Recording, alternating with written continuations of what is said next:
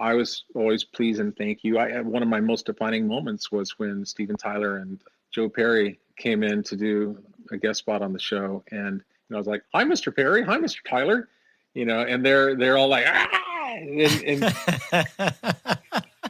it's funny because I later had the chance to really have a nice sit-down conversation with Steven, and I told him that. He goes, dude, he said, I was probably so out of my gourd. Who knows what I'd taken that day. Benztown President Dave Chachi Dennis loves radio and all of his radio friends. Hey, Chachi. Hey, everybody. Because Chachi loves everybody. So before I intro the next guest, I have to say just how excited I am to be able to speak to him. I have followed his career pretty much from the very beginning, and I have just so much respect for him because not only is he an amazing, fantastic broadcaster and talent, but he is just an amazing human being on top of it. He's been hailed 3 times the National Radio Personality of the Year by the Academy of Country Music. He has 9 Billboard Awards, a Marconi Award nomination, and was inducted into the National Radio Hall of Fame in 2013. His personal mantra, which I love, is work hard and be kind. Everyone, welcome Blair Garner. Blair, thank you so much for joining us today. You, by the way, I'm going to record this and play it for like whenever I enter a room, so it makes me feel important. It's very kind of you to say all that. Thank you very, very much. I mean it, man, and it's all factual too. Well, but it's, what, we have a mutual appreciation here for you, Chachi, because number one, I landed upon your podcast when you interviewed Lori Lewis, whom I admire, to the hilt. And it was such an insightful and well done interview. What you're doing with this podcast is tremendously exciting. And I'm also inspired by you with the creation of Benztown and what you have been able to achieve, because I truly believe that when you marry a dream to action, it's unstoppable, the things that you can achieve. And I know that Benztown at one point was a dream for you, and then to take action to make that dream into reality. Those are the stories that inspire me, and I'm just as big a fan of yours and everyone at Benztown. You've been so kind to me during my career, and I appreciate everything. So very honored to be here. Thank you, man. I can't even begin to tell you how much that means to me. And when you hit me up on LinkedIn a few weeks ago with your compliments, I was just beside myself. I actually showed it. It was over the holidays, and so I showed it to my parents. I was so excited. Well, let me tell you why it's so good. I think that interviewing is a skill which, this current endeavor that I'm taking on, the Mule House, is all built upon what I most love about getting to be on radio, and that is interviewing. And I think it's a real conundrum for a lot of people who get into broadcast, because it can make you or break you. We have all this PPM research saying that interviews are the death of broadcast radio, that you don't want to do it. And so, in that environment, we find ourselves doing an interview and then cutting it down to this little sound bite, which doesn't really, I don't think, build the whole story, tell everything that's out there. So I think interviews, when done well, are probably tremendous for PPM. Howard Stern, I think, is one of the most brilliant interviewers that is out there. And he lives and he does very well because of those interviews. And even if he were still on terrestrial radio, I think that his numbers would be phenomenal. So interview is a hallmark. It's one of those things that's challenging to do, but you do it so well because of what I believe is the foundational element to any interview, and that is simply listening.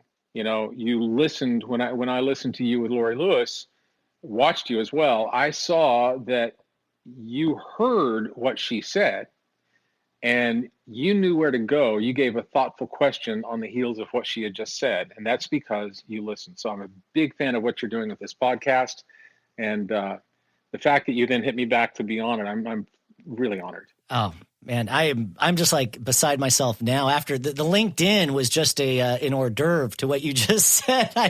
Thank you very much, man. But it's true. Thank you. And any program director, I got to believe there's going to be a swing of the pendulum at some point. That's with the onslaught of podcasts. This allows you to do exactly what we're talking about, to do a deep dive. And I think there's a real beauty in that is going to resurge and find itself much more highly valued than it has been recently. I completely agree with you. And that's why I'm really excited to get into Mulehouse and what you're doing there, because talking about a gigantic endeavor, I'm going to actually give a little tease, and then we're going to go into the beginning of your career and then get to what you're doing now with the Mulehouse. But you have an amazing quote that your father actually said to you, and he's who inspired you to have so much courage. I guess both you, your mother and your father. And your mother had said that early on that the odds don't apply to you, which I think is just a fantastic quote. And then your dad said, if you're going to make a mistake, make it as big as possible. Don't be timid.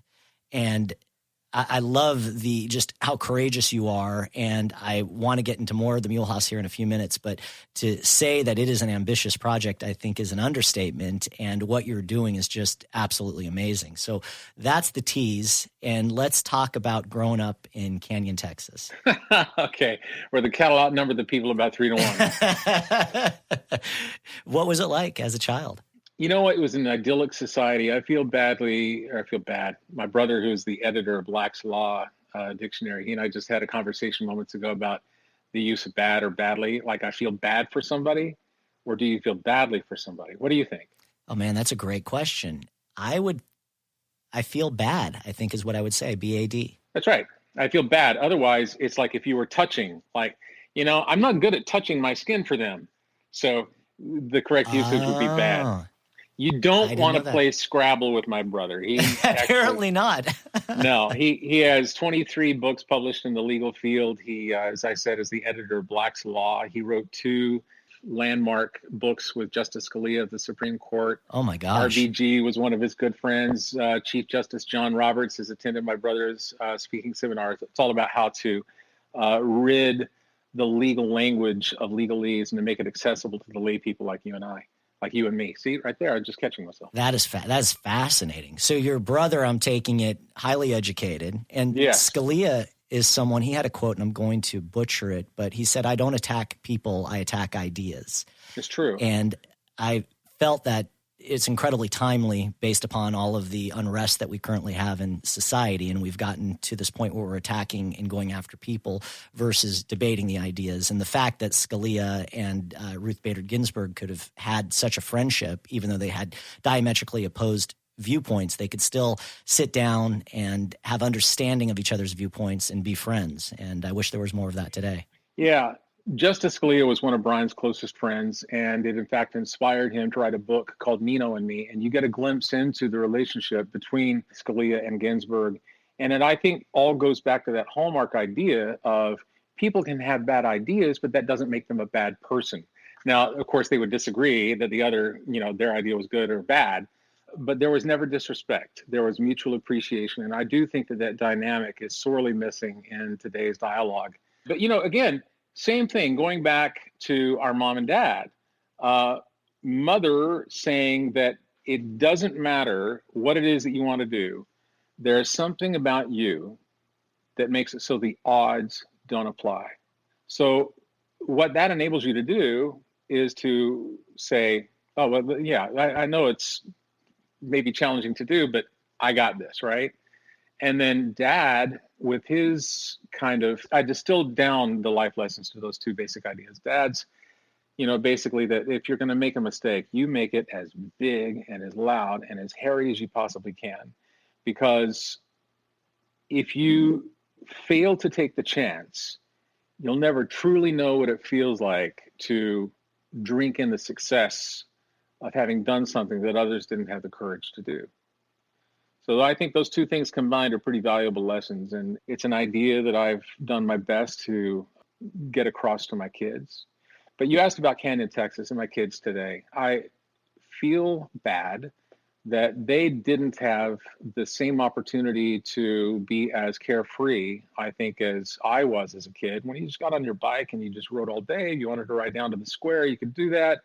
There was no fear that violence was going to befall you or that people were going to take advantage of you. It was really kind of like Mayberry RFD.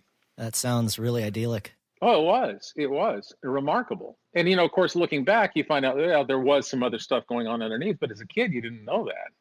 And when I left Canyon in 1984, growing up in that small town, at that point, I wanted to be the big guy. I wanted to live in the big city. I wanted to go to New York and work for ABC, which I was fortunate enough to do. Same thing with LA, working, at Kiss FM with Dees. What I didn't realize when I left 1984, and I didn't know that my life had been missing until I stumbled upon it again here in Columbia, Tennessee, was the value of community, where it's so gratifying to be in a small town community where you know the pharmacist by name, where you say hello to the people you meet, and you have the sense that we're all pulling together. I'd miss that.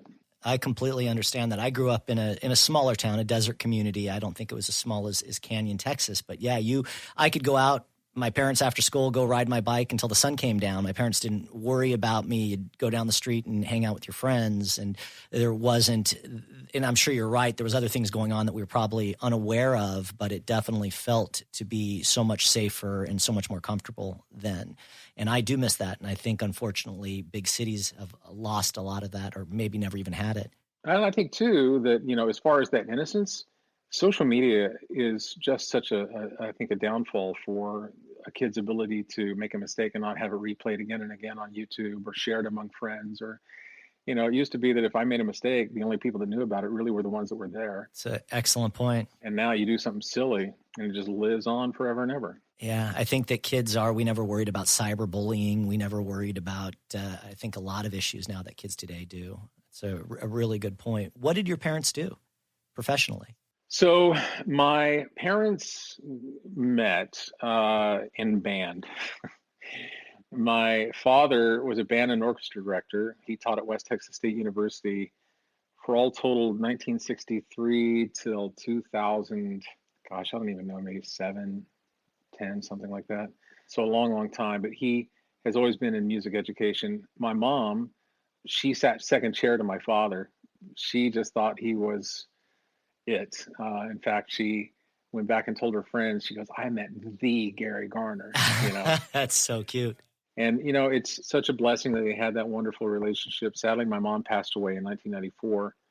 And it's been really problematic for my dad. I know that he lives just wishing that he could go back to those glory days in 1975 or something like that. And I know it's really hard for him. My mom made such an impact. She was the true matriarch of the family and the eternal optimist and dreamer. And I think that what I'd like to think a part of her lives on in me.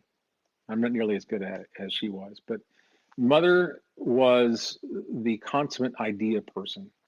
But unlike many, when mom had an idea, it wasn't just the launching point for something.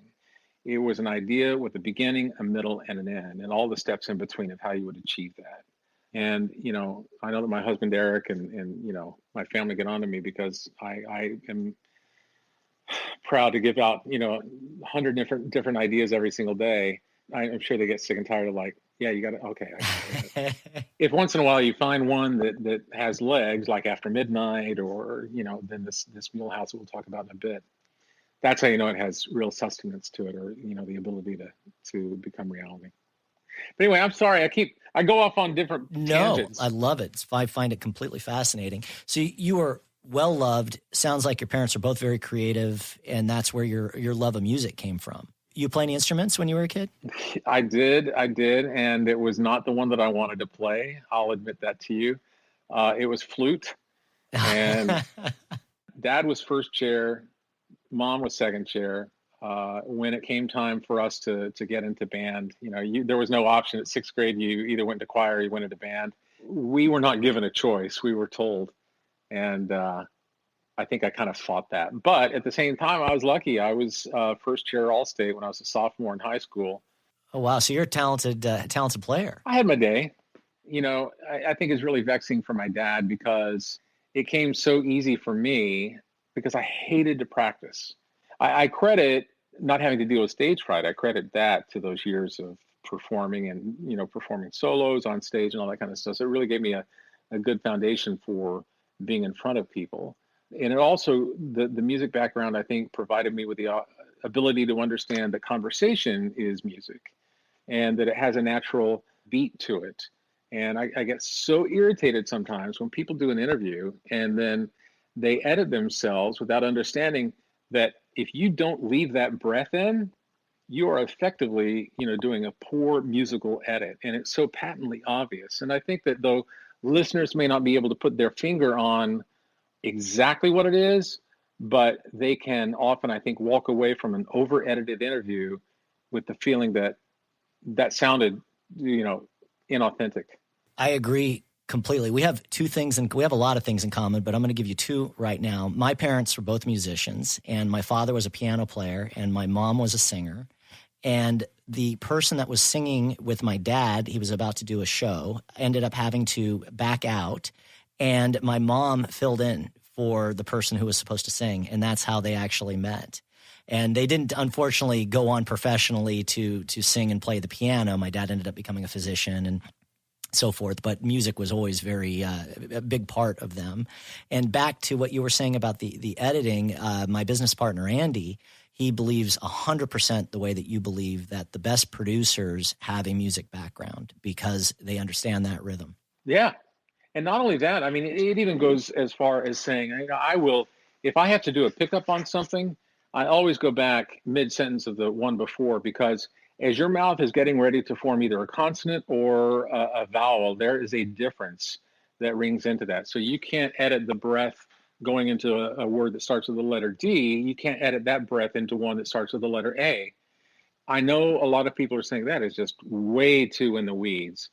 But I think that people have to make a determination for themselves. Every single thing that you or I do, from the moment that it is done and the moment that it leaves our control, that is going to continue to represent you throughout. If you are really careful about your reputation, if you really have a true call to excellence, you will take every single step necessary to ensure that every single piece of everything that goes out that represents you is done with the utmost of care. So I will slave away over an edit, or I'll go back and I'll punch it in, and if the mic EQ doesn't match up or whatever, then I'll go into isotope and then I'll change that to match the room ambiance.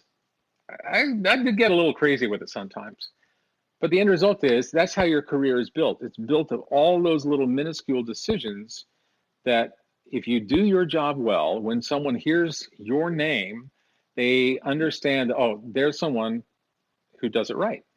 100% agree. I look at Disney as an example that we use here, and you think of the details at Disneyland versus another amusement park, and everything has been painted. All of the lights, if one's burned out, they replace it. All the flowers are blooming in the flower beds, and those small details, they add up to a much better product at the end of the day that, to your point, lives on.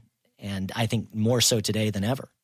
Yeah, anything we build, if you're building your dream house or whatever it is,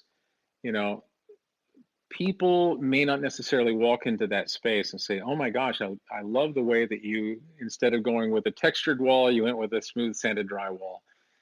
They shouldn't necessarily be able to call that out, but they should just know that when the whole collective effort is taken in, it's just different. It's just better.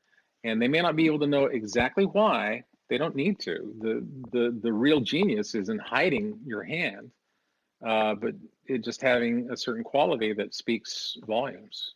I love that about you. One other quick story I'll share, but Steve Jobs was so relentless about the details that he wanted the inside of the computers to look immaculate and laid out perfectly. And people couldn't understand, why would it matter? No one's going to see the inside of the computer other than someone taking it apart to work on it. And it didn't matter because he knew that it wasn't right on the inside, therefore it should be. And even his factories, he would go over to China to make sure that the factories were well painted and kept immaculate. It was all about the details. And do you want to know proof of why that was an important decision? Because you just told that story. That's a good point. That's a really good point. Dead serious. If that story made its way out, that tells you that there was a level of care and attention to detail on, Steve Jobs' behalf that put him at an elevated state. Yeah. If he hadn't done that, you never would have heard it. People would tell the tale of like, oh my God, this guy was just like so over the top with it. But right now, what you and I get from that is, here's a guy who is known as a creative, one of the most creative minds ever. But that is what built Apple Computer. So don't accept good enough. I'll never forget when we first started After Midnight, one of our employees, it had to do with a promo, and it just wasn't right. And I do think it was something quite similar to what we're talking about, an edit that didn't quite match up, or a music edit that wasn't, there are 4 beats in a bar and he's editing from 2 to 3 or whatever. It just wasn't right. And I said, no, it's still not it, still not it. And he was exasperated. He goes, well, it's good enough. And I said, whoa, hold on a second. There is no such thing as good enough. It is right or it is not.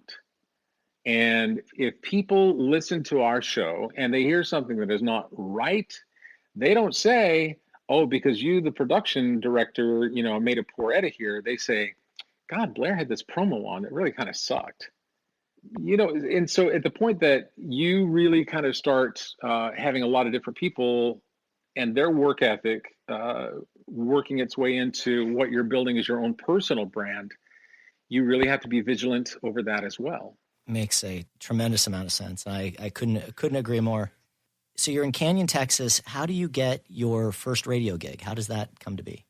Every single thing I've ever done in my life, Chachi, with the exception of my kids, is related to cars.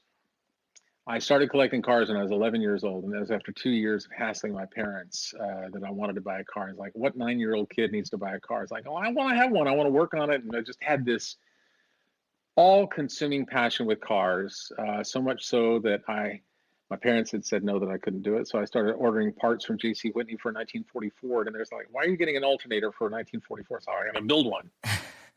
Like, you are. Why would you order an alternator first? And then in shop class, I thought I was going to build one out of wood. I never got past the glove box door. But it was a really great glove box door. And then I started collecting hubcaps. And by the time that I had approaching 1,000 hubcaps in our garage at the house, hanging on the walls and everywhere, Dad said, okay, you can buy a damn car. So at the age of 11, I mowed lawns, and with $50, I bought a 1964 Dodge from J.W. Pinkett in Amarillo, Texas, and got it back to the house, had a knocking rod on. I heard it run one time. And it kind of became my passion. I was passionate about cars. So cars have always been a big thing for me. I turned 57 last week, and at this point in my life, collectively, over the course of my life, I've owned in excess of 300 cars. Oh my gosh. Typically never more than like 16 to 18. We're at 17 right now. I sold one recently. But so cars are the guiding force for all of this. And it was my senior year in high school. I had started my first corporation actually when I was 15, and it was a car detailing company before those really became a thing. And I had 4 college kids that worked for me, and I would come home from school and Mom would leave a note on the bar that I needed to go to Ron Clark Ford and pick up a new trade-in that it was just come in. I had to turn it around so they could put it on the lot. So I'm running these cars. I became the front man for the business, and then I had these college guys doing the labor for me, and I did it as well. And that allowed me to kind of fuel this desire to buy cars. And it also gave me the chance to drive all kinds of different cars, which I love that. But there was a fellow that lived down at the end of the block who owned a peacock blue 1957 Thunderbird with a white porthole roof on it. I loved that car, and I really, really wanted to buy it. He was in his driveway, and I was talking to him about it one day, trying to convince him to sell it to me. And he said no. But we had a nice long chat about the car, all fine. So I came home from school the next day. This man's name, by the way, is Jack Aldridge. And there was a note on the bar that Mom had taken a call from Jack saying he wanted me to go to his office to see him. I thought, terrific, he's going to sell me the car. So I got my checkbook. I drove to the address. His office was a radio station. He was the owner of KHBJ AM in Canyon, Texas, and also the FM that they launched, KHBQ, Q107 at the time. And I said, hey, Jack, you're going to sell me the car? He said, what? No, I was listening to you speak yesterday in the driveway. I think you have a really good voice, and you should try and be on the radio. I'm like, what? He said, no, seriously, come here. And he pulled me into a room, which I later would find out was called a production room. They did commercials there. And he sat me down in front of a microphone, and he hit play and record on the Tascam and gave me this copy for a Mexican food restaurant in Amarillo. And I read it. He said, hold on a second. Hit stop, and he goes out of the room, and he comes back in. He said, this is Tony. This is Tony Mathis, who was the program director. And he said, this is the kid that I was telling you about. Listen to this. And he rolled it back and he hit play. And Tony was like, yeah. So he said, would you be interested in being on air? I thought, he said, listen, just do me a favor. I'm going to put you on. You can take the 6 p.m. to sign off on the AM station and just give it a go. Didn't tell me what to say, anything. He just showed me how to cue up a record and how to, the index cards, the music, and you play an A here and recurrent and then a B or whatever. And so I went on the air and I did it. I was a little scared, but again, the door was open, so I walked through. And the next day at school, I wasn't necessarily like the cool kid, and I had my fair share of bullying back in the day. And I walked through the school, and like some of these jocks that used to pick on me, they'd be like, "Hey, heard you on the radio yesterday." I said, "Oh yeah." Well, as a matter of fact, yes, I was on the radio yesterday. So you had immediate street cred at high school. Well, a little bit, but more importantly, after that one-time thing, Jack came back and he said, "I'm gonna put you on the FM doing 7 to midnight, and I'll pay you $600 a month." And to my high school mind, that's a new Corvette. Heck yeah, it is. And so I got a new Corvette, and I bought an Audi 5000, and I only did it for the cars. While you're in high school, you've got a new Vet, an Audi 5000, and you're on the air. I mean, oh my God. And so somehow a tape made its way. I was in my 3rd month on air. My brother lived in New York City at the time. And when I had gone there was a station called WINY, New York's 97, WINY. It was an AC station. Pete Salant was the program director. And they played the kind of music that I wasn't hearing back in Canyon, Texas. So I had hit record on that. And this is before I ever got into the thing with Jack or approached about being on air. But I used to drive around Canyon, Texas in my 78 Pontiac Grand Prix, listening to that cassette tape out of New York City, feeling like I was, all that, because I'm listening to Y&Y. And at one point, once I got into radio, or once Jack had given me that chance, I remember I got that old recording of the station out of New York. And there was a guy named Steve O'Brien, who is arguably the finest jock I ever heard. I mean, I worship the ground that this man walks on. And he, out of the kindness of his heart, I heard they had given the request line number, and there in Canyon, Texas, I'm hitting just redial. And he picks up. And I said, "Is this Steve O'Brien?" He said, "Yes, it is." I said, "My name is Blair Garner. I'm from Canyon, Texas, and I've been in radio for 3 months. I want to see if I could send you a tape." And so he said, "Well, of course."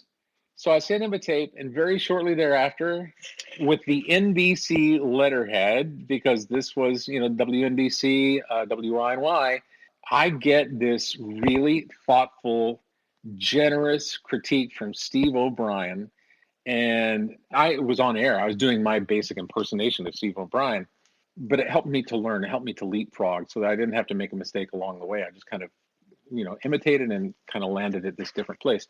But within the first, I get maybe off on the timing, but I'd been on radio for 3 months, and I was given the opportunity to do work for KAFM in Dallas, Texas, John Shomby. What a jump. So you literally within a handful of months, never being in front of a microphone, you're given an on-air shift, you're doing nights, you've now made contact in New York, and now you get an opportunity in Dallas. I mean, talking about, remember they used to have the leap of the week? Talking about the leap of the week, my gosh. Been a very blessed man, and I'm so grateful. And I think that there's been such kindness extended to me on behalf of Steve O'Brien. And then, John Shomby, when I first met him, I remember he wanted me to come down, and I met with him, and I said, "Is it okay if I bring my parents?"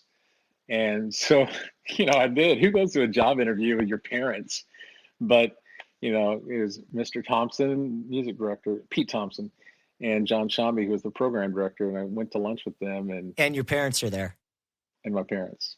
That is the sweetest thing. Did you drive in your... No. You know what I drove? I drove by that time. I only kept cars would switch very commonly for me. And I think I did still have the Vet, but I also had a 1980 10th anniversary black gold edition 280ZX. My gosh. Amazing cars. Those have really gone up in value as of late, by the way. Yeah, limited number. Yeah. That edition, yeah. That's a great car. Really talking about cars quickly, and it gave me chills. But my first business was auto detailing. And I had an auto detailing business called Splash Auto Detailing. And still to this day on my American Express card, I've got the Splash name as kind of just a keepsake and a reminder. Really? Yes, I'll send you some pictures. And my dad literally just earlier this week sold his 56 T-Bird. And you were looking at the 57. It was red, not the turquoise, but it had the portholes and the Continental kit on the back and the bullets on the front. Well, full circle story. I ended up in 1998 buying Frank Sinatra's 56 Thunderbird. No way. And it was the turquoise with the white porthole roof. Oh, At one point, he had painted the car black when he had it. And then a guy named Jack Sisk, who invented Ready Mix Concrete, did a full Concours restoration on it. And I bought that, and I bought a 62 M Series Thunderbird Sports Roadster from him, the triple aspirated 390, which is a really limited edition car. But anyway, I bought those from the Jack Sisk collection. So you did get your T-Bird. I got my T-Bird. You know, it's funny because I owned Frank's T-Bird. I owned the Jackson 5 family station wagon, a 1971 Cadillac limousine that had been converted into a station wagon with the Vista Cruiser top on it. The old. Oh, how cool. And I didn't ever try to do this, but it just happened. I bought Hugh Hefner's 62 Cadillac convertible. Oh, my gosh, the cars that you have. And I love the provenance, by the way.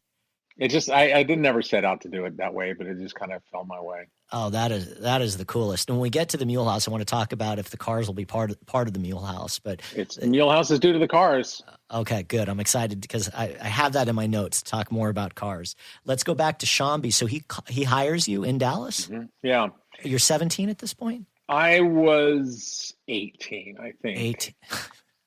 And then I remember it was really strange because I got a job offer then from Wash FM in Washington, D.C. Again, it's like this crazy story. I don't know how the tape got to them. John Mullen is the program director and flew me up to meet him, and they hired me for 7 to midnight. And that experience, it was my first time out of my state, Texas, and I got homesick, and I learned a lot about living your life in the right way at the right time. That experience in DC was challenging because, I said goodbye to basically everyone I knew. I was well paid, but I didn't know anybody, and I was too naive to really go out and make any good friends. I made one. What it told me was that I was doing things in the wrong order. My dad had always said that, these opportunities are going to be there. Your talent's not going to leave. You need to get your degree.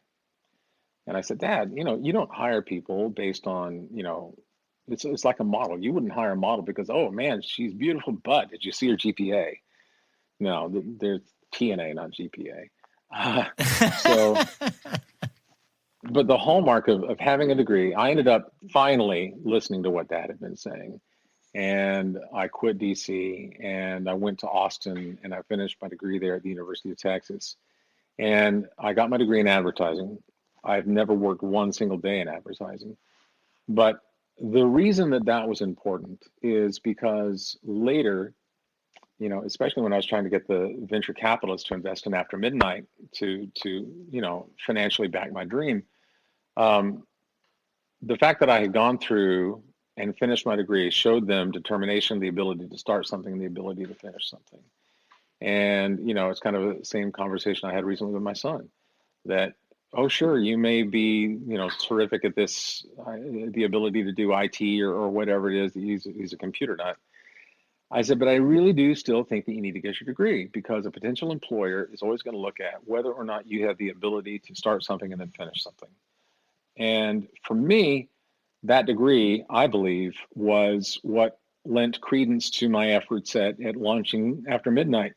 And then also the marketing aspect of it when we launched, that was all 100% my pushing. We spent over $250,000 in marketing for R&R in our first quarter. Wow. We were spending more on marketing than artists were having spent by their labels. We had full double page, 4-color ads, and it told the story. And I said, listen, once the idea gets out there for this wealth of opportunity in the overnight day part, other people are going to make a run at it. So we got to be the firstest with the mostest. We got to play hard. And we did. And it was funny because I guess it was 6 months in, it would later make its way back, that ABC at the time saw the growth of After Midnight. 6 months, we already had over 200 affiliates. Right. It became the fastest, I believe, the fastest growing syndicated show ever. You had over 100 affiliates in just a handful of months. 3 months, and it was 160 the next month. And we outpaced a man who would later become my friend, Rush Limbaugh, when they launched his show. But the end result was, when ABC said, we're watching this market evolve and there could be something to it, they launched an internal study to find out whether there was room. 3 different people on their staff, and they all came back and they said, he already owns it. Amazing. So you literally branded and captured that segment in just 6 months, to the point where there wasn't any room for anyone else to even come in and try to erode some of your audience. That's incredible. Yeah, you want to be a category killer. If you're going to do it without excuse. Make the mistake as big and as loud and hairy as you possibly can. Again, great advice and counsel for your dad to go back to school and to stop, because I know, and we grew up kind of in similar times, a lot of radio people that didn't go and get their degree. And it was very important to my parents that I do, and I'm very fortunate and glad that I did in hindsight. And I think it's helped a lot with our marketing overall maturity. And I'm sure you'll join me. I mean, there are no aspersions to be cast on our end to anyone who didn't go that route. Everyone's path is unique unto themselves. But that was, for my path, that was an important part. Yeah. My dad, I remember him kind of giving me some advice and saying to me, no one's on their deathbed going, I wish I didn't go to college, and I think that is largely true. And so you go to University of Texas, Austin, and then you've got stops in Houston, and then you go to PLJ in New York. So it did not hinder the rocket ship that became your career. So tell me a little bit about New York. Well, first, before we get that, just this is kind of, again, another tease for the Mulehouse. When I was in school in Austin, I finally got my priorities straight. The local CHR station had found out that this guy who'd worked in Washington and Dallas was there. They reached out, Barry Kaye with KHFI, it was K96 then, reached out and said, would you like to do some part-time work? Yeah, sure. So I just did weekends there. That station was owned by the legendary Dick Oppenheimer, who is part of the Texas Radio Hall of Fame. And his son, Michael Oppenheimer, was doing sales, and I think he was doing some like news stuff or whatever. I still remember this kind of long-haired hippie kid pulling up in a Volkswagen convertible. I mean, he was Austin, right? And that was Michael, the son. He is today the general manager for the Mulehouse. No kidding. Yeah. We just reconnected recently. Oh, how cool is that? A full turnaround. That's amazing. So I got my degree in marketing or advertising. And as I began looking at the introductory salaries in that field, it was a third of what I'd already made in Washington, D.C. And so I thought, you know what, just for grins, I'm going to send out a couple of air checks. And I sent one to KHBQ in Houston. I got a call back. Bill Richards called me, and they hired me to do middays there.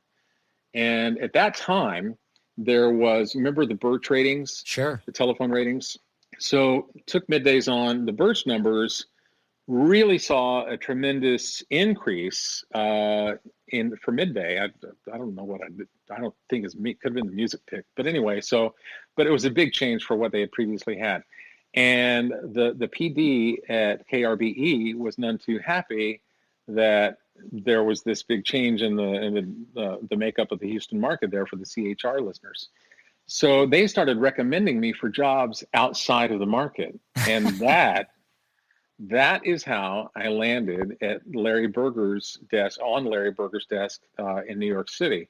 So again, third month, there's something about 3 months, third month of working middays at KBEQ. Q93. John Lander, tremendous morning guy. Couldn't have been a better friend. But I get a call at 7 a.m. there in Houston, and answered the phone and said, "Yeah, is this Blair Garner?" I said, "This is he." He said, "Yeah, my name is Larry Berger with ABC in New York." "Yeah, right.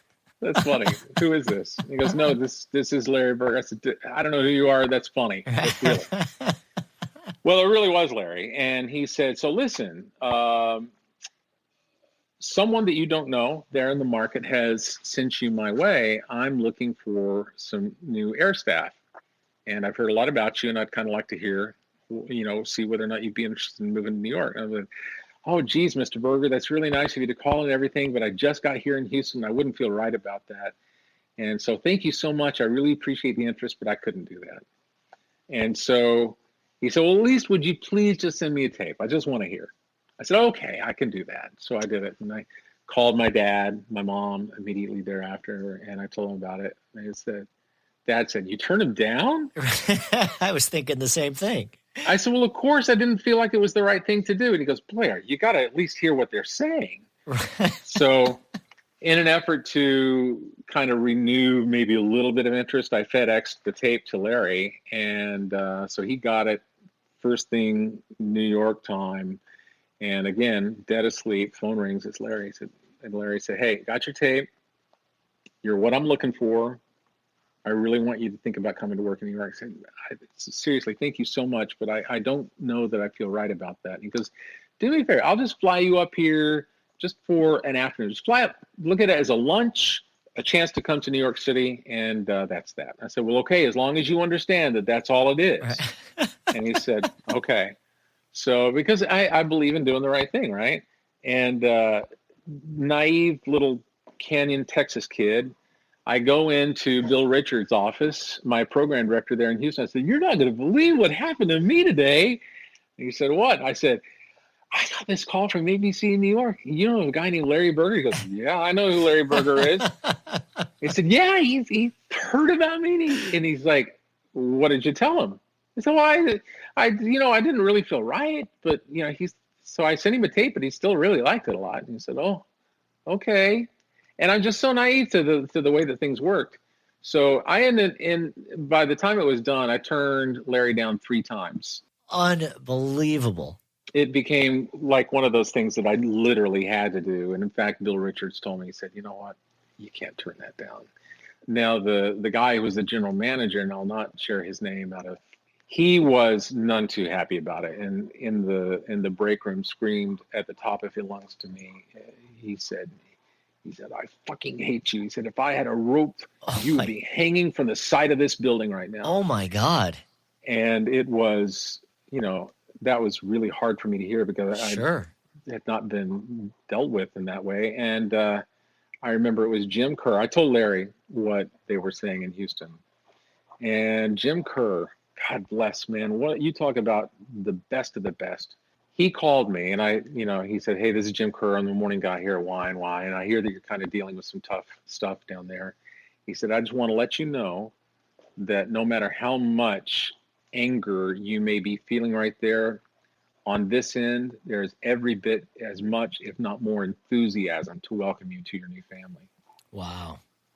And so that was that. So yeah, my stint in Houston was for 3 months. And then I went to work at New York at WPLJ. Going back to your mom's quote that the odds don't apply to you, it couldn't be any more true. I mean, to go work at PLJ is a once-in-a-lifetime opportunity. And here you're just fresh out of college and you've got this amazing job. What was it like to work at such a legendary radio station and crack the mic there for the first time? I was, of course, there's certain bliss that comes from naivety. If you've ever had a conversation with someone that you didn't find out until later just who they were, I think there's a certain beauty in that. I don't think that I really understood at the time just how unnatural that rise was, how blessed. It really came into focus when I was part of the PLJ sign-off, and God, that was so hard. I wasn't actually there on the final day when Race was hosting that final show, but I was standing in my driveway listening on my AirPods online, and I was just crying. Yeah, it was heartbreaking. I never worked there, but I was able to walk the hallways a few times, and they used our imaging libraries. But what a special station, and the history, just the talent that went through was unbelievable. And listen, I mean, that to me is one of the real joys in the whole thing. As I got to the thing that I think is remarkable, that I hope everyone hears, is that there are good people all around you, and there are kind people all around you. And the people that worked at PLJ were, I think of Jim Kerr, I think of Bobby Valentine, I think of Fast Jimmy Roberts, I think of just so many people who were so kind and so welcoming. And I think they knew that I was this small town Texas kid, kind of out of my element, but they granted me the grace to kind of grow into what it was, and ultimately to do afternoon drive there. I had a 9-month period under which I worked for Scott Shannon. And as I sit here today, I give Scott so much credit for anything that I may have been able to achieve post working for him at PLJ. Those 9 months were boot camp. There were sometimes challenging moments in working with Scott, but I'm so deeply grateful for that, because he gave me so much during that time. I don't know that I had the wherewithal to fully appreciate it then, because ours was at that point kind of a contentious relationship. But as I look back now, and fortunately, Scott and I are in a terrific place. I can't say enough wonderful, glowing things about Scott.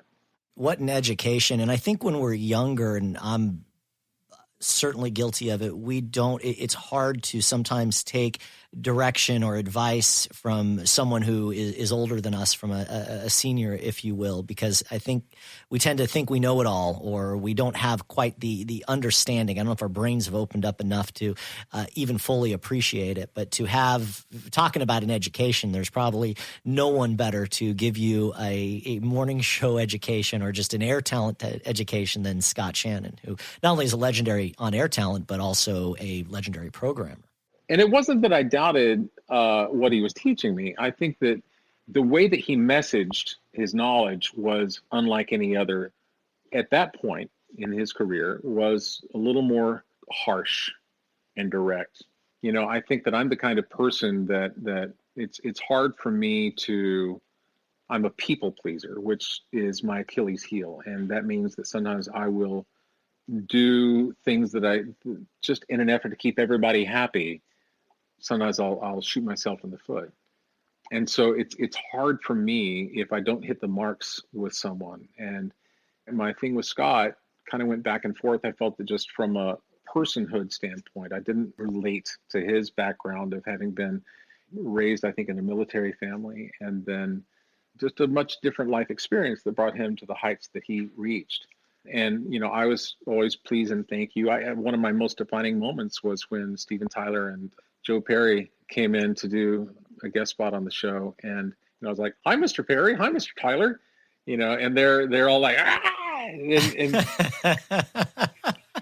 it's funny because I later had the chance to really have a nice sit-down conversation with Steven. And I told him that. He goes, "Dude," he said, "I was probably so out of my gourd. Who knows what I'd taken that day." It was that moment that kind of let me know that, what, maybe CHR, maybe I'm a little too square for that. And so for me to go into country where people do say please and thank you, and, like somebody would come and be a guest on our show, and I wrote them a thank you note, and not only to the artists, but also to the people who helped to book them. That Southern kind of the idea of manners, it's really well received within the country format, and that's, I think, where I really came home in a lot of ways. And Before we get to country, and I find this so incredibly fascinating to be able to work with Scott. And I think, to your point, there's no doubt that he's a much different person today than he was there. Much like Howard Stern, I think he's evolved a lot over the years, which has been neat to see. And I think incredible just how his career is transformed, and to go from the way that you look at pirate radio and then PLJ and all the things that he did, and now to be on WCBS and still just doing an amazing job is incredible. Nobody is cheering louder for Scott Shannon than Blair Garner. If he has taught anyone, first of all, who cannot say that they haven't been inspired by the career of Scott? I often think about his move to CBS and the fact that he was working in a situation where I don't know that his genius was fully valued in such a way that it should have been. And when he landed at CBS, he found his family and he found his opportunity, and he was able to again give listeners what it was that they most wanted from Scott. And he's a freak of nature, and I'm so blessed, so grateful that I, had that 9 months experience. How does that then transform to moving out here and doing afternoons at KISS? I mean, to work PLJ and now to KISS and Market 1 and 2 in two of the biggest stations in the history of radio. I'd love to hear more about it. So you mentioned that Scott is a much different person today than he was then, and I will heartily concur with that. And having you make that entry point, then I'll give you a little more color to the story. I was in the middle. I just signed a new 3-year deal with ABC, and I think I was just at 1 year in. Mitch Dolan was our general manager, and Tom Cuddy was the program director until Scott came. And then Tom got bumped up, and then Scott became the PD. But I was, working closely with Tom and thought the world of Mitch. They had been a successful team at Pro FM. I really got those guys. I loved them. And one of the best bosses I ever had is Tom Cuddy and Mitch Dolan. And then also Kraig Kitchin. More on that later. So I felt that the environment in which I was working under Scott's direction, it was one where Scott's genius was also counterbalanced by maybe some personal challenges. I don't know, but it was not, let's say, I would assume it was not perhaps the best time in his life. And so it made for an environment where I felt myself changing. I knew that environment was beginning to have an impact on who I was as a person. And I didn't like the person that it was making me feel as if I were, starting to take on some of that anger and some of that completely contrary to my makeup. And so I asked Tom Cuddy, I said, listen, I want out. He said, oh, what? You just signed a new deal. I said, this is not a good fit. This is not good for me as a person. And they said, listen, why don't you go to dinner with Mitch and let's talk about it.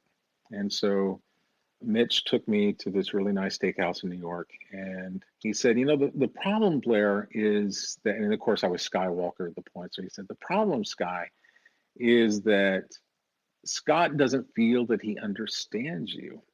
And I said, do you know why he doesn't understand me?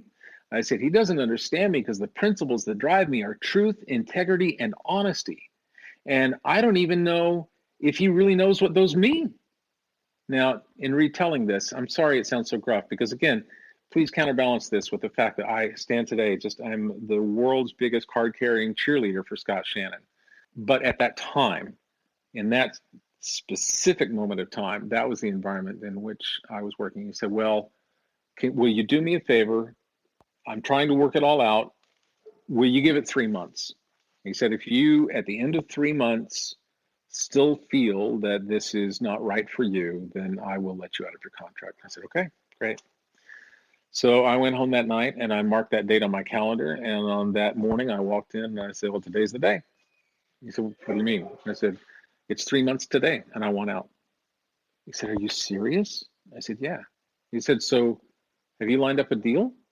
I said, Mitch, I can't do that. you know that I can't have any kind of negotiations with any other radio station because then you're going to sue them for tampering with the contract. Thank you to my brother, the attorney.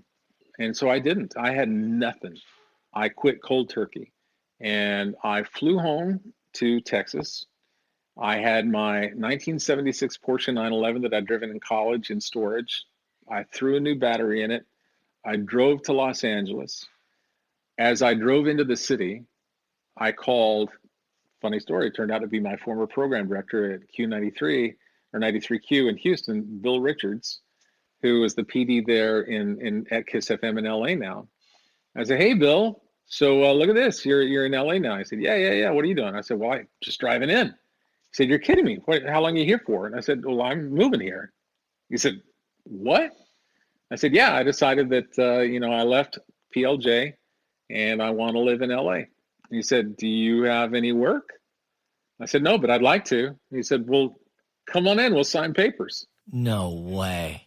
As I am driving into LA, the program director of KISS FM, the only station that I identified, I thought if you're going to leave New York City, there's really only one station that you can go to that wouldn't be seen as, a sidestep or a downstep, and that's got to be KISS FM. It is amazing. I went in and he said, listen, I don't have a slot for you right now, but I'm going to put you on every single swing shift I possibly can, and we're going to slide you in as soon as we can. So it was funny because Dees, who I owe so much to Rick Dees, he heard me on air, and I had spent so many hours listening to Rick Dees in the weekly top 40. And for a long time, again, it was kind of my impersonation of Dees as I got into the CHR thing. Rick really liked what he heard when I was on air. And he said, why don't you come out with me? Come join me in Marina Del Rey. I'm going to take the yacht out. We'll have dinner. So I go out to Marina Del Rey, and, this is the yacht that I think he got in some kind of a settlement with Wally Clark or whatever. I don't know what it was. So here we are cruising around the harbor, and he has his own personal chefs making our dinner. And he said, I think you just sound great. I said, well, thank you so Great much. Rick, by the way. Oh, listen, it was such an honor to be here. And so it's a funny story. I'll tell you in a sec, but I actually did Dees on air. It got me a cease and desist with Rush Limbaugh, and also got me, and then I played Rick on air with Scott when he had to go to a urology appointment. He said, I want you to host the show as Dees. And so I did. And at the end of that show, it's so funny because Mitch Dolan called. He said, hey, I got a call in here. He said, Phyllis Stark from Billboard's on the phone. She wants to talk to Rick Dees. I said, okay. She goes, Rick, how are you? I said, oh, Phyllis, it is such a pleasure to hear your voice. What in the world are you doing, you little spot of sunshine? And that is great. So she said, how in the world did you, come in to do fill-in for Scott? Oh, Scott, longtime friend and legendary broadcaster. So it just made sense. And so, we did it for a while, and then, we cracked it to Phyllis. It's Sky, actually. But, and so funny because true story, Rick had started Into the Night when I was there in New York at ABC, and sure. It didn't necessarily go as well as he may have wanted. Right. And Rush was just lambasting him on air about it, and making a bit out of it. And I think that the Rodney King beating had happened, but it had not yet gone to trial in Simi Valley. There was some kind of a big deal going on, and I'm walking through the hallway. For Johnny Donovan, who was the producer for Rush, had said, "Would you do a liner as Dees for Rush?" Sure, man. Chance to be on Rush Limbaugh's show, sure. So I still remember basically what it was. Well, hello, America. It's Rick Dees, and I have to tell you that Rush Limbaugh, he is so dead on. God bless him, Rush. You are the voice of reason, or something like that, right? So little did I know, and Rush thought it was great, and Johnny put it on air, and then the next thing we heard, we got a fax from one of the people at Dees Creation saying, "Hey, we heard that there's this tape of Rick. We'd love to hear it. Would you send it back to us? So Johnny was like, this is awesome. Isn't it crazy? Oh my God. So we send it down there. And of course, the next morning, that's when we get the fax with the cease and desist. What I later found out was that Julie, Rick's wife, listened to Rush. And I guess when he came home that day, she said, did you do anything for Rush Limbaugh? He's like, what? And, said no. And then Lon Whelan, I want to say, God, such a nice guy, the writer for the Countdown, not a fan of Rush, has heard about that. And of course, like, Rick, how could you do that? Oh my God. So when I went in after calling Bill, he said, come in and we'll sign papers. I said, hey, I kind of need to tell you something here. He said, what's that? I said, well, when I was working there at PLJ, Rush wanted me to do this. He said, that was you? Oh my God, yeah, that is hilarious. He said, you can never tell Rick. I said, seriously? He said, I was in the room when that cassette came, and he got it and threw it against the wall. He was furious. So during the entire time of my working at KISS, and after Rick, pulling strings to have me moved into afternoons, he never knew that. But don't tell anybody.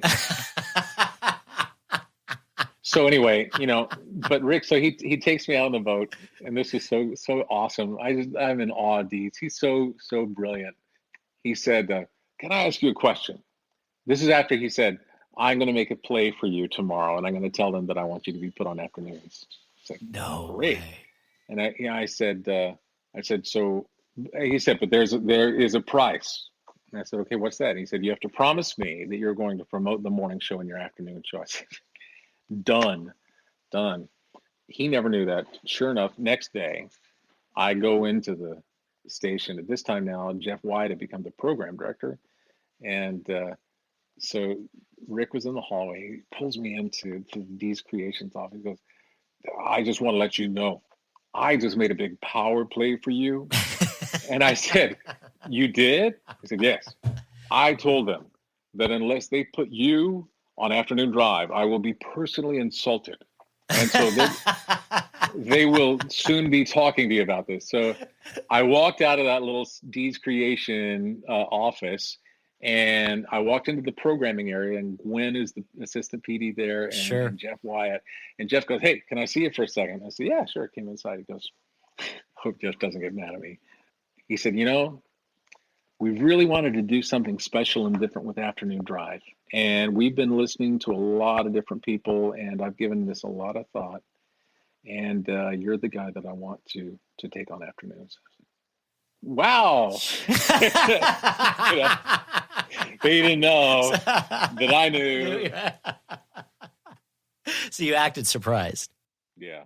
In working there at KISS, boy, you talk about the opportunity to learn through example of Dees. And Dees is the guy that taught me the guy that makes the dough is the guy that owns the show. While I had this idea for an overnight day part for a syndicated overnight show, I knew that if I were to then go to Premiere and say, hey, listen, I have this idea for a show, it wasn't going to be the same thing. There's a purity in having control over bringing your voice, bringing your vision to bear. And so that is why it took 2 years to write the business plan. I was able to luckily get Rod West, who was at the time ABC Watermarks head. He was, Shadow Stevens and Bob Kingsley's boss. And he actually left his post to join us at After Midnight. And his credibility lent itself well to when I was trying to get the venture capital together through two doctors at Cedars-Sinai Hospital, a woman that I happened to meet on the beaches of Cancun. Her husband was the chief of surgery at Cedars. I'd come out to LA and I contacted her and I said, hey, I'm in town. She goes, do you want to go to dinner? I said, sure, I'd love to. And being this innocent kid, I go to show up at their beautiful house there in Hancock Park. And I brought a thing of flowers for Cindy. And she goes, oh, come, that is so sweet of you. Come on in. So she's carrying these flowers. And she goes, I'd like you to meet my husband, Leonard. And he goes, so you're the guy. I said, yeah, I met your wife down at the beach, and little did I know that he had told her, if you're going to dinner with this guy, I'm going to dinner with this guy. So he had my number, and we went to a restaurant off La Brea, and he was like, so what are you going to do in LA? I said, well, I'm working here at Kiss FM, and then I have this idea for it. Oh, tell me your great idea. And so, I explained to him that through research, you can show that the daytime audience, overnights, they roughly retain 30 to 35% of that. Then if you take it to Pittsburgh and Milwaukee and Phoenix, you add it all together, you have a new amalgamation of listeners that have never been, treated well. And he started to lean in. And he said, another doctor and I do investments. We'd be interested in talking to you about this. I said, okay, great.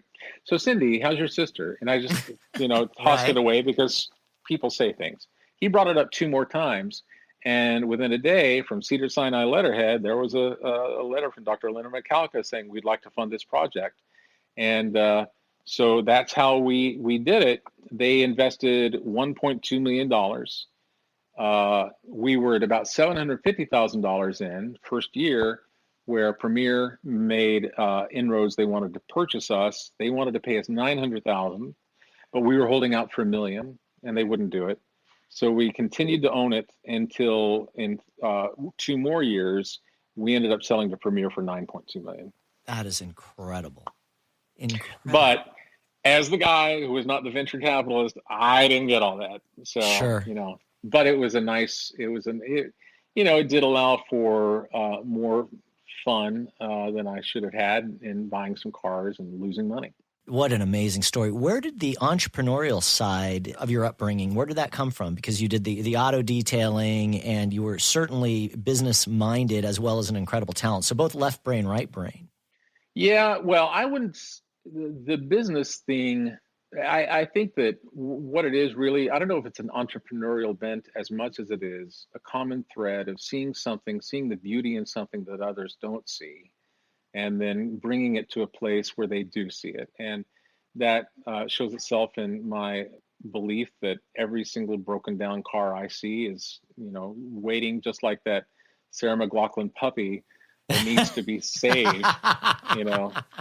I'm the one, the car is like, I came off the assembly line and somebody was so proud of me once, and now I've got weeds growing over me and I'm so embarrassed. But it takes a real vision to be able to see something like that, a diamond in the rough, or and we'll get into the Mule House here in a minute, but an abandoned building. Overnight day part, same thing. But it was literally A, way ahead of its time, and B, to go out and do that and create your own business. I don't think most people would have had the foresight to do it. They would have maybe have done it, but would have worked through a syndication company to build the business. I'm really impressed by that. I have to say that ignorance is bliss. And I don't think that I knew at the outset exactly what all it would entail. And I didn't have any kind of forethought about what a pivotal machine it would become with respect to songs and the charts. Sure.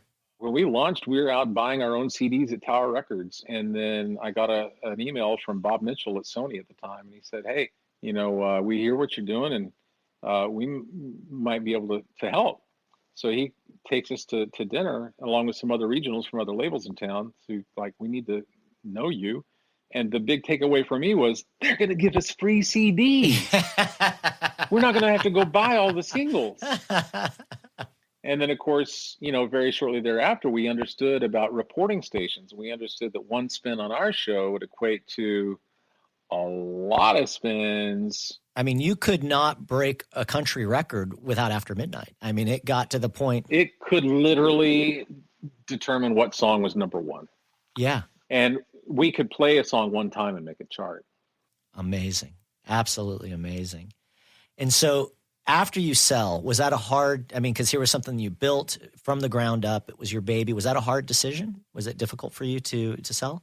No, it wasn't a hard decision, but it was a little bit of a relearning process in a way, because my fingers were in every single aspect of the business. We had 33 employees when we sold. And, I wanted to make certain that all of those people were taken care of. And I fully believed, again, it's kind of ignorant on my part, but I believed that my people were going to all just be, brought into the new premier fold. But of course, as time wears on, they had their own affiliate relations people. And so sadly, I saw some of the people that I loved so dearly cut from the team. That was the challenging aspect of it. And, it was Kraig Kitchin, who is the absolute epitome of what a leader and a boss should be. The person who empowers his people, the person who leads by example, the person who makes the difficult decisions the right way, even if it's not in his best interest. As a person, as a moral leader, as a businessman, there is no finer person on this earth than Kraig Kitchin. But what Kraig told me, because there was a little bit of a, relearning period for me, he said, listen, it's important to remember that you sold the car. You are still the person behind the wheel, but the keys belong to someone else now. Yeah, it's a good analogy. And he was right. Everybody knows that the things that make most sense for me are car analogies. Yeah, I get that completely. Yeah, I've got a tremendous amount of respect for Kraig, and he's not only, I think, he's just great for the business, and the talent he represents. And now with the Radio Hall of Fame too, That's right. He's the chairman of the Radio Hall of Fame. So from there, you transition, and you're based in L.A. after midnight, and now you leave and move to Nashville, and you decide to, again, reinvent yourself and to do mornings. Yeah, and that's one choice that, again, I'm glad that I did it, but it was not the best experience of my life. It took me 5.5 years to become a father. One of the most difficult things for me to accept about being gay was what I thought, the reality that I'd never be able to be a kid.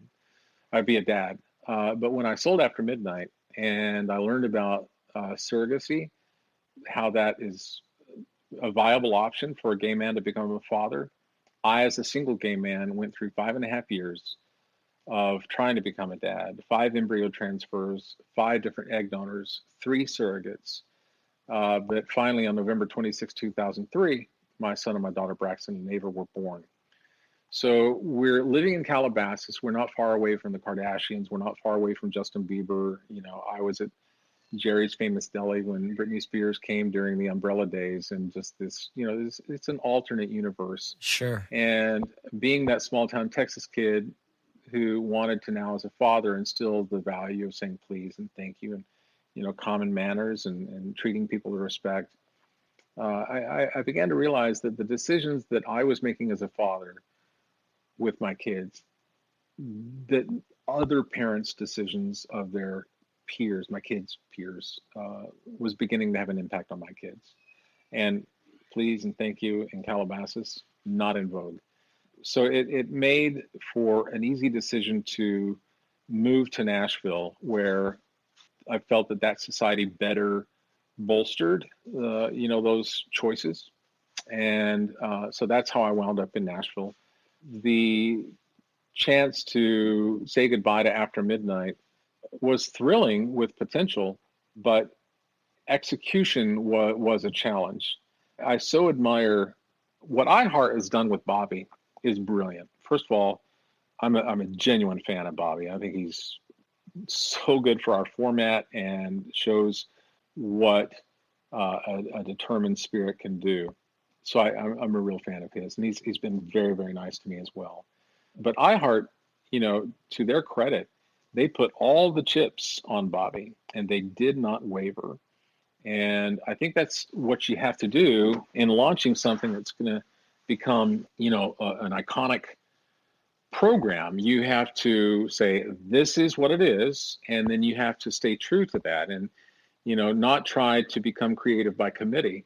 Because again, that was my biggest downfall with the morning show, was listening to, I'd have conference calls with the PD New York, then I'd have another one with the PD of another station, then I've got, network people. And so I had a lot of people offering their thoughts, and me being the people pleaser, like, oh, I can do that. Oh, you need me to, okay, I'll do that too.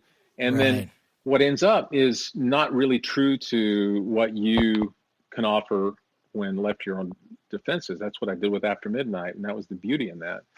I'm extremely grateful for the chance to do that show. I learned a lot, and we did very well. In fact, we beat Bobby at one point. But what happened was there were multiple changes outside of my control and staffing changes in the show makeup. It went from a good concept to something showing promise, and there were a lot of things that we got in our own way. Sure. But what I did find was that 3 years in, my daughter Ava, who was then 11, said over dinner, she goes, "Daddy, you know how you told me that nothing is ever going to be more important than me and Brax?" I said, "Yeah." She goes, "I don't feel that." Wow, man, that had to have been a tough thing to hear. So on the phone, the next day with Mike McVay, and I'm so grateful to Mike because they carved an opportunity for me to go back to the overnight day part, and they had made a run at the overnights with Kicks. They had a show called Kicking It with Kicks, and he had about 100 affiliates. We took that over and we built it to 170. But the landmark or the landscape had changed so much between iHeart and Cumulus that there was no way that an iHeart station was going to carry a Cumulus product and vice versa. First thing that happened when I was, with After Midnight was Cumulus dropped all of the After Midnight shows. I used to be on Kaye and Ventura, and then it was gone.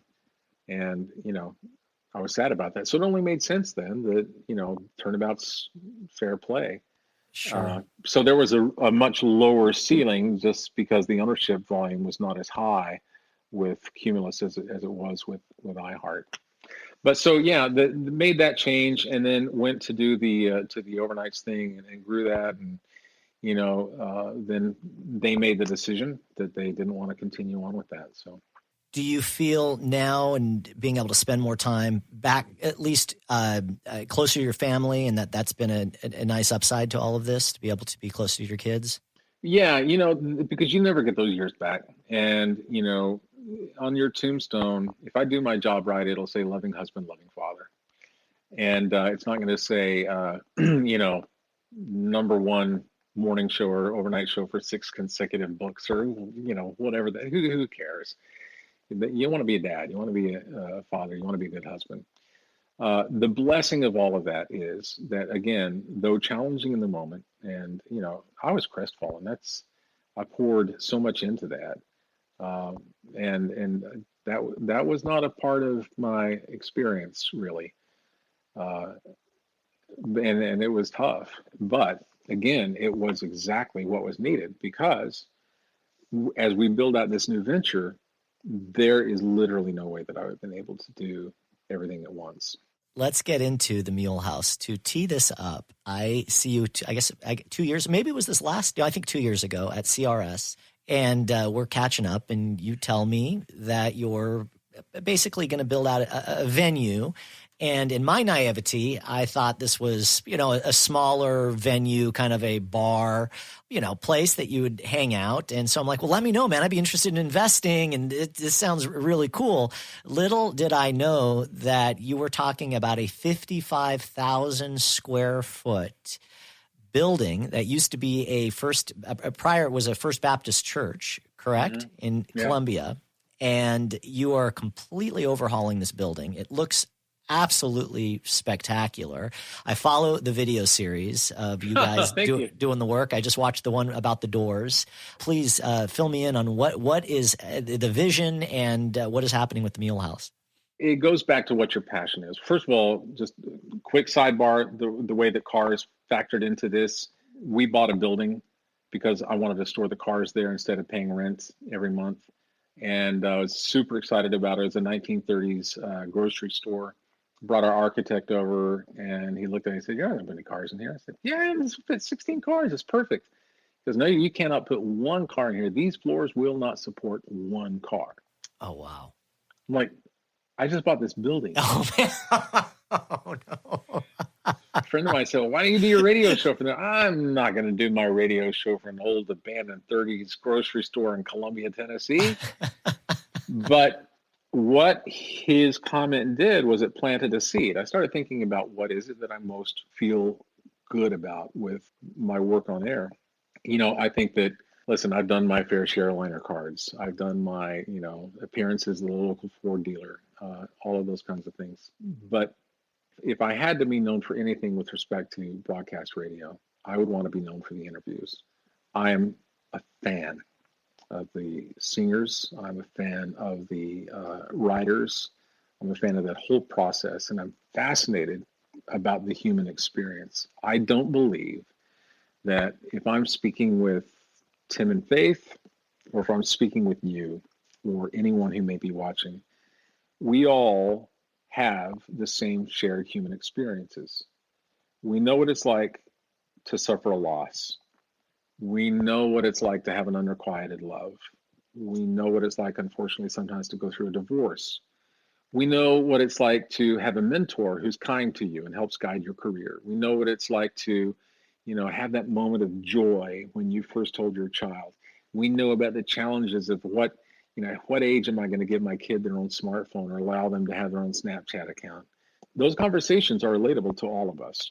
And a person who is famous has those exact same things that they deal with.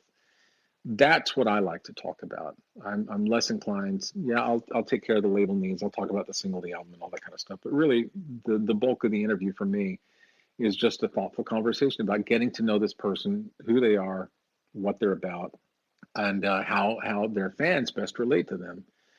So terrestrial radio has changed so that those kinds of interviews are, as I said, the PPM market doesn't necessarily lend itself to that. You're right. You can just, unfortunately, in the terrestrial world, really just a soundbite or two, and that's about it. You can't get in depth. That's a terrific point. And so I thought, well, if I really believe that, then I need to, like I told my son, we were driving down the highway one day, I said, you see 98% of all these cars around us. Of course, traffic is horrible in Nashville now. I said, the majority of folks will live their lives waiting for someone to come and knock on their door saying, man, I've got a terrific opportunity I created just for you. I said, but they sit and they wait and no one ever knocks on their door. So what we're doing, Brax, we're building our own door. And that's the whole thing. If I truly believed in my ability to do these interviews, and if I believed that the passion was strong enough, then I have to create my own opportunity to do that. And the ability to do that in a brick and mortar venue that also now has worldwide streaming capabilities, what's not to love? It's amazing. In a lot of ways, it's a field of dreams for radio and country music together. I just walked through the building with one of the founding members of the Eagles. No way. Yeah, Bernie Loudon. And, it was so cool to see his eyes light up. And first of all, Bob Doyle, who's Garth's manager, is also a big, heavy investor here in Columbia, Tennessee, has been so tremendous to lean on to try and find out what it is that we can do that will be different. Our mission statement with the Mule House, and the reason, by the way, we call it the Mule House is because Columbia, Tennessee is long known, its nickname is Mule Town. It's the mule trading capital of the world. In fact, to this day, the mules that you'll see in the Grand Canyon originated from here in Columbia, Tennessee. No kidding. That's a great story. So that's why we call it the Mule House. It's a tip of the hat to this amazing community that we are in. But Bob had said, he's given so many thoughtful suggestions as to how you can do things differently. And all that to say, our mission and vision statement is to elevate what an artist and their fans can expect from a venue. So that means there's a certain joy in starting something new and never having to deal with, but that's the way we've always done it. I think you're far better off taking a current assessment of the environment, the landscape, and saying, okay, in this landscape, how do we create a viable business opportunity that can not only kind of reinvent, but also forge a new pathway for a whole lot of really great, hardworking people. And so that's what we've done. We've kind of gone back to the drawing board. And, we started off as a 500 cap theater with, it has a balcony that seats 150. And then we have the main floor that'll seat 350. And then we've got a master plan that builds itself out. We have a full bar down below called Jack and Mare, because a mule is born of a Jack and a Mare, a 27-room boutique hotel, and then a restaurant as well. J. Paul Getty, in his brilliance, created this business circle. He owned the oil wells, he owned the refineries, he owned the trucking system, he owned the gas stations. So one thing fed the other. And so by having an event space where we can, get people plenty of liquor if they want, they can be entertained, they can have a great dinner, and then they can also stay. You, in that complex, have created a full service opportunity. And that lends itself out as well to the artists. We want to make certain that we have walked in their shoes. How can we make the best use of their time? So we are building in a radio studio, which will factor into other opportunities. It's great so that when an artist comes, they'll be able to knock out liners. They'll be able to do satellite interviews. We can make the most efficient use of their time with, technology that is beyond. There is no excuse with the way this is being built. In fact, Claire Global, Radio City Music Hall, Franklin Theater, what else? They did Blake Shelton's Old Red. They are doing all the sound and lighting for the Mule House that, because listen, we are investing not in something that would shine necessarily within Columbia, because I do believe that it will, but our goal is to build an experience that even a person from New York, even a person from LA would come and say, I can't believe this is in this small town in Columbia. That's not the goal. We want those people to come in and say, I can't believe this place exists. And, Bernie from the Eagles, who just came in, he said, Barry Coburn. Barry is one of the most highly respected. He's been a manager. He built Alan Jackson. He has been a concert promoter. He has been a writer's. He's been on the board of directors for ASCAP. I mean, you're talking like really high level people. I'm still stunned that I even know Barry, but he brought along Bernie. He said, is it all right if one of the founding members of the Eagles comes with me? I'm like, yeah, that'd be all right. That's amazing. But we toured the venue and they were so generous and listening and offering their thoughts. And what Barry said and what Bernie as well said, he said, this is a game changer.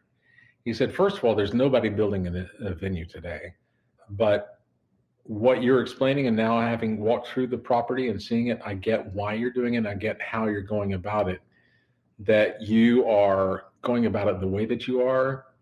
This has never been done. I said, well, that's the goal. That's the hope. The opportunity of starting a new business, as I said, is that we've always done it this way. And so you have the ability to start with a fresh palette. You determine what your vision is. As I always tell our team, I said, it's the GPS destination. If you know where it is that you want to go, then you just look for the most direct route and you avoid exits. So, if you get in your car and you start driving, you're going to get somewhere. But if I'm trying to come to California and see you, then I might not make it. So you got to know where you're going, and then you have to avoid any unnecessary off-ramps. So we knew that we wanted to build something that defies logic in a way, but we saw the opportunity. Just as, there were a lot of people at the outset who said an overnight show is never going to work. It will. The thing is, you and I and every single person watching right now, deep inside of you, you know what you can do. How many of us have said, man, if I just had the chance? Well, the challenge is to not wait for someone else to give you that chance, but to summon the courage to marry action to that dream and to then build it into reality. We all have that, but we have to consciously close off those voices in our head that pollute our minds saying you're not good enough, that idea will never work. Oh, this is stupid. You're letting those negative voices from other people control you and control your destiny. So you got to shut that out. And you have to recall what you can do. The odds don't apply, just as my mom would have said. So with that fresh palette, the idea of reinventing kind of what a venue can be for an artist or their fans, and then doing our due diligence and walking in the shoes of all the different people that will interface with the property. So for example, I cannot even tell you how much effort has gone into simply walking in the shoes of the road crews, knowing their point of load in, Is it going to be on ground level? How can we make certain that the ramps and everything are best? We have a tech sheet that not only provides the exact dimensions of the space where they may be rolling in their road gear, but if there is one wall that is canted to the left at 8 degrees, you're going to know exactly about that before you even get to our property. So you know what gear you can and cannot bring in. I would venture to guess the way that we designed it, you should be able to bring everything in. But then the same thing with the bus drivers. We wanted to make certain that they had a place where they can load up the bus with fresh water while the act is playing. We wanted to make certain that the artists, when they come to play, they have an opportunity to really exhale. A beautiful private housing, not house, but like a kind of a little apartment in that they each have their own really plush, overdone dressing rooms, a beautiful green room, which oddly enough is going to be blue. We will have done our research on, what their dietary needs are. I'm going to know before they ever get here whether or not they're a fan of Indian food, and if so, I'm going to find the best Indian chef to make certain their dinner is beyond reproach. Same thing with the spa services. If they want a massage, got it. Want to have your car detail while you're here, got it. The bottom line is the experience for the artists is every bit as important as it is for the fans.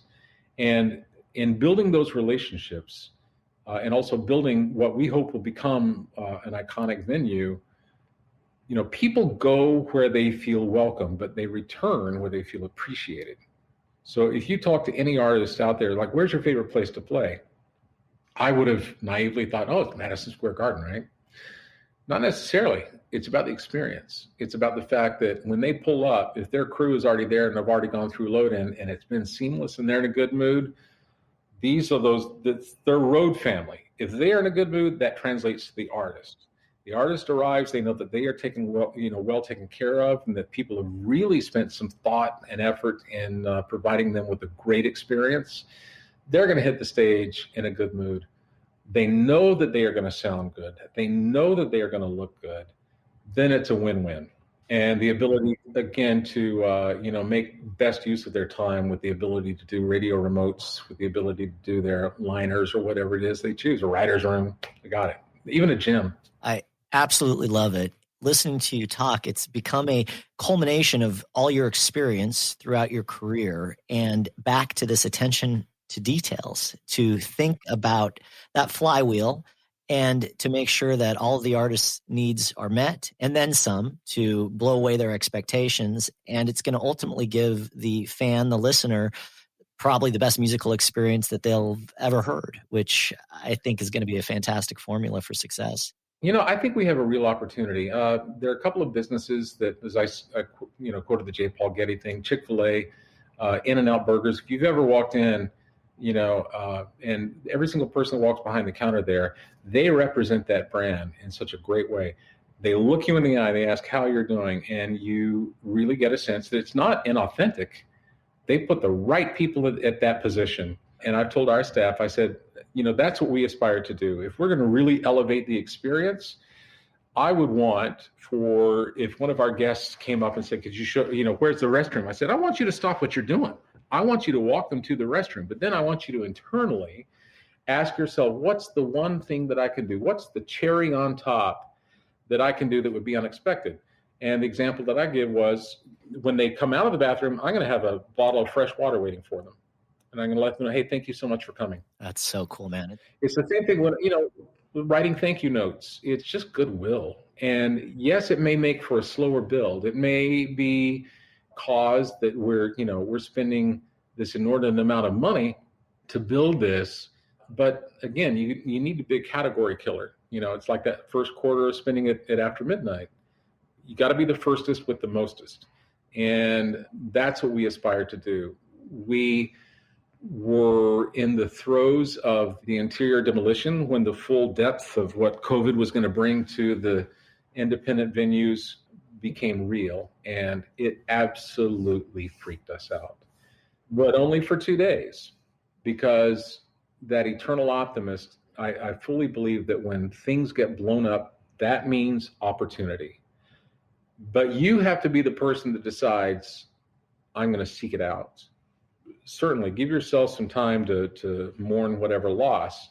But then, are you going, if life knocks you down, are you going to allow that to define you? If you stay down, yes, it will define you. But if you get back up, no, it will not define you. Completely agreed. Actually, it'll make you stronger. And while this has been horrible and horrific, I do think that there are some silver linings. An unfortunate part is several venues, at least out here, are actually closing down, unfortunately, forever. And my heart bleeds. And I'm hopeful that maybe we can be, I know that we've already been doing our level best to hire some really talented people who found themselves displaced. And that's been such a blessing for us. We've, the team that we have garnered together, no pun intended, is tremendous. For us, in that whole disruption, we had in our business plan been talking about the ability to stream shows, but it was really just kind of a lower level ancillary line of income. And, we said 500 streams because we were fearful that we would be the tail wagging the dog, that the market really wasn't there yet.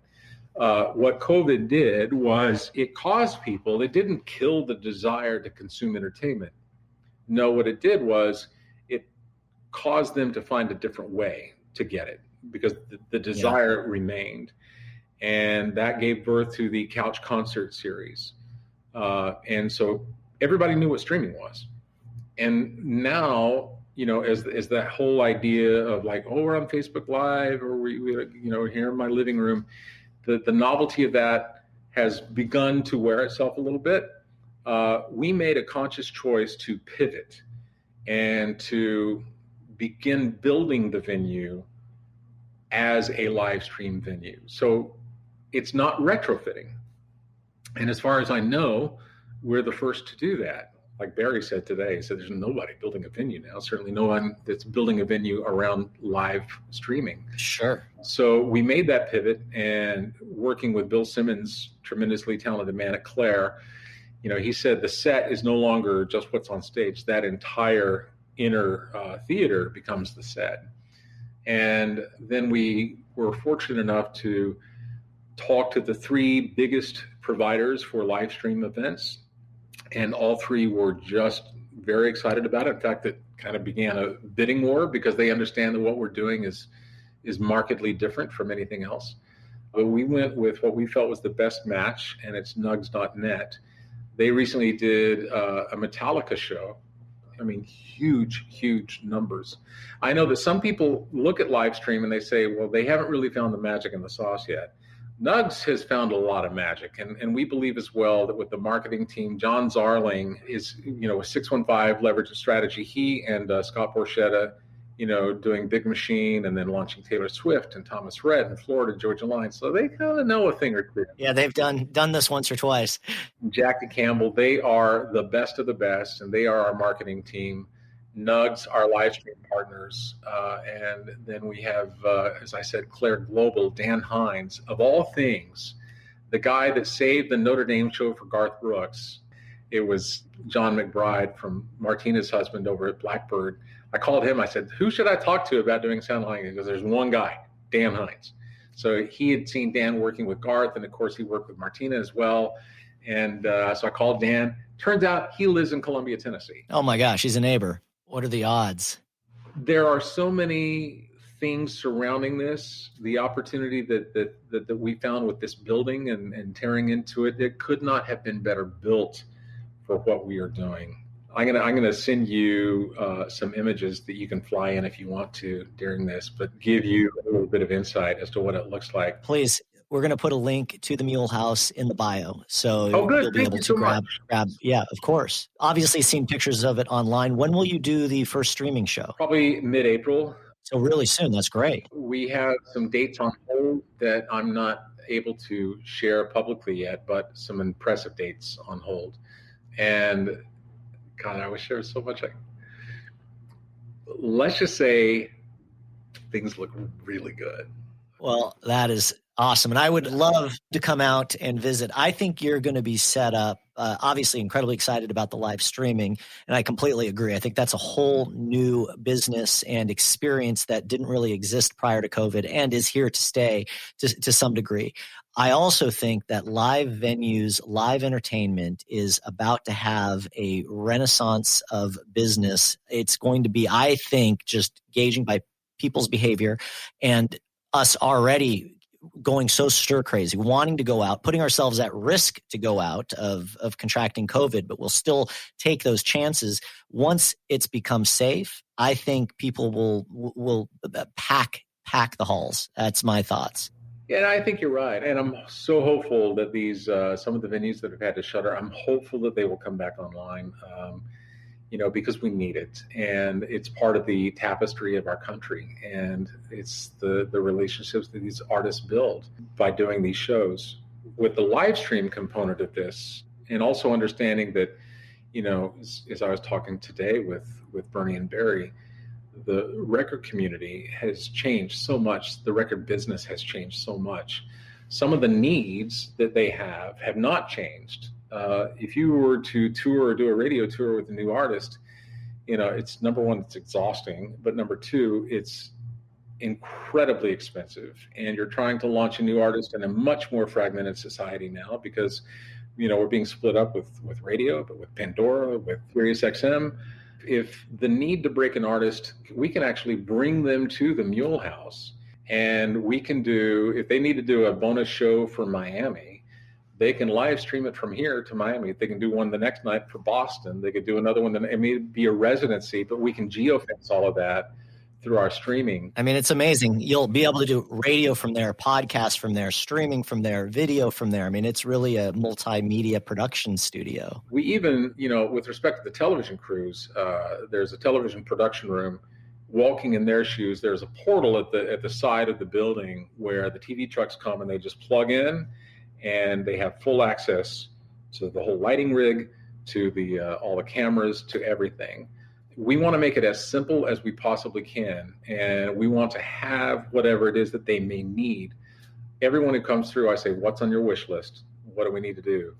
And that's factored into, I think, this collection of ideas that has grown so far past any idea that we may have had initially 2 years ago. We've been working on this for over 2 years, but the end result is going to be unique. The end result is going to be different. And, I'm hopeful that we can show another approach toward sustainability and viability for venues throughout the country.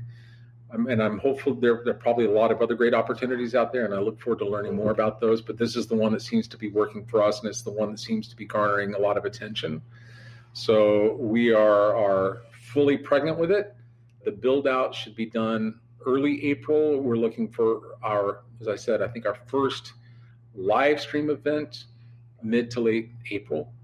And then, shows will roll out more on the live stream end of it until we really get COVID under control. And then as that comfort level begins to, it'll kind of dovetail. But now the live stream component will remain, and, we'll be able to have the audiences there as well. That's, incredible. What a project. So exciting. I cannot wait to see it in person. The video series is fantastic. Highly recommend you check it out. Yeah. And by the way, I was watching one of the videos, and you are driving a Wagoneer in a video, which that car could not be any cooler. Was it the blue one or the gray one? Oh, the gray one. We have two of those. So both of them are our final edition 1991 versions. And that gray one has a beautiful burgundy interior. It's kind of funny. Both of them, the headliner started to sag down because they sit for the majority of the time. It's the one thing I miss about living in California. It's the fact I could drive anything any day of the week. Right. And so we have a limited opportunity to drive some of the classics here. But that one came out of Utah, and it's only got 70,000 original miles on it. The blue one is a color called Spinnaker Blue, and it was a special order in that final year of 1991. It's got the badge. Both of them had the badging on it, final edition. But it's one of only 27 that were built that year. Oh, my gosh. That color. And funny enough, that's the second Spinnaker Blue 91 I've had. I regret selling the first one now. And when I come out, I obviously want to see the Mule House, and I cannot wait to see the car collection. My last question for you is, what ended up happening to the supermarket? Did you have to sell it, or were you able to? You know what? I traded it in. You traded in the supermarket? I traded it in. The owners of the property that we now purchased or now own, we did a swap. And so it was one of the ways that we were able to do that. I love that. What a great story. It's so funny, Chachi. I'm telling you, this is, we are betting big on this. This is all resting completely on mine and Eric's shoulders. There's no other funding from anyone else. Any decisions that we need to make is just made, in the kitchen, and we can be true to the vision. I love it, man. I've got so much respect for you, so much respect for just the entrepreneurial spirit, the artistic spirit, and just who you are as a human being.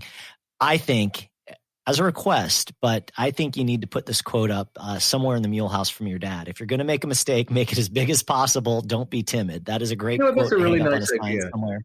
That's a really nice idea. Man, thank you so much for the time. This has been absolutely amazing. My pleasure entirely. And Chachi, I want to thank you because you serve, just as I hope that we do one day, for others, of the proof that you can build something. And regardless of whatever professional setbacks you may have incurred or whatever messaging you may have been told about, you're not good enough, or, that dream couldn't ever become true, let's prove them wrong.